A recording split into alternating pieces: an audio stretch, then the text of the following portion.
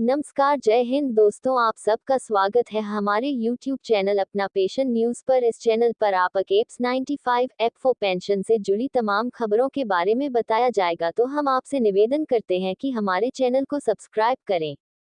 Apps 95 योजना न्यूनतम pension 7,500 रुपये करने की मांग को लेकर पेंशनभोगी करेंगे विरोध प्रदर्शन। पेंशनभोगी महंगाई भत्ते के साथ मूल पेंशन 7,500 रुपये मासिक करने, पेंशनभोगियों के पति या पत्नी को मुफ्त स्वास्थ्य सुविधाएं देने समेत अन्य मांग कर रहे हैं। कर्मचारी भविष्य निधि संगठन EPFO की एप्स 95 योजना के दायरे में आने वाले कर्मचारियों और पेंशनभोगियों की न्यूनतम पेंशन 7,500 रुपये मासिक किए जाने समेत अन्य मांगों को लेकर पेंशनभोगी गुरुवार को राष्ट्रीय राजधानी दिल्ली में रैली करेंगे।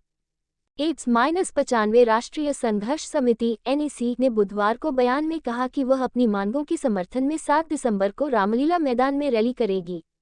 न्यूनतम पेंशन बढ़ाकर 7,500 रुपये मासिक करने समेत अन्य मांगों के समर्थन में इस रैली में देशभर के 50,000 पेंशनभोगी शामिल होंगे।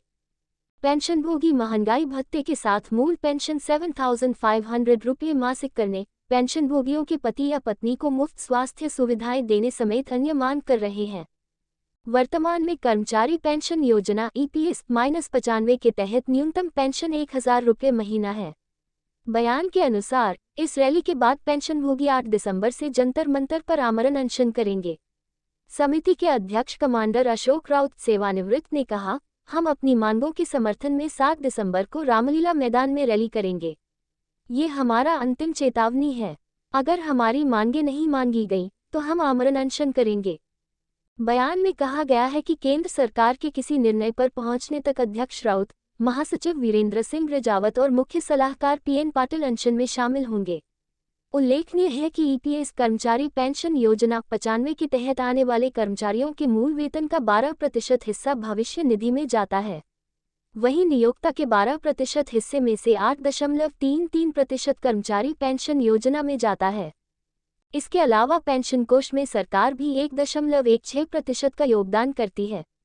राउत का दावा है, 30 साल काम करने और EPS आधारित पेंशन मद में निरंतर योगदान करने के बाद भी कर्मचारियों को मासिक पेंशन केंद्र सरकार का बड़ा ऐलान केंद्रीय कर्मचारियों की महंगाई और उनके भत्ते में होगी 4% की बढ़ोतरी। पटना 7वां वेतन आयोग एक भारतीय कानून है जो सरकारी कर्मचारियों के वेतन ढांचे में बदलाव की सिफारिश करता है। सरकारी कर्मचारियों और पेंशनभोगियों के वेतनमान को संशोधित करने के लिए भारत सरकार द्वारा आयोग की स्थापना की गई थी। आयोग की सिफारिशों को आमतौर पर सरकार मंजूरी के बाद लागू करती है। 7वें वेतन आयोग